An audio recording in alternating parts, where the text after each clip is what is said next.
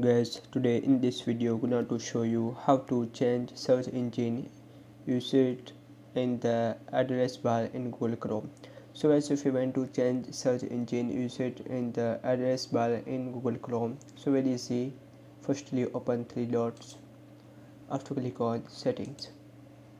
Now scroll down and here option search engine usage in the address bar.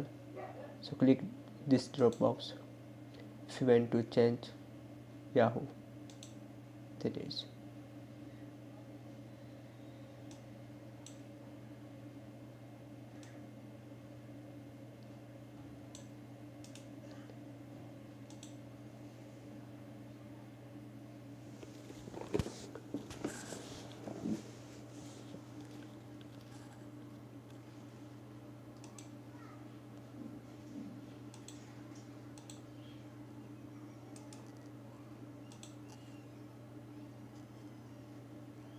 That is.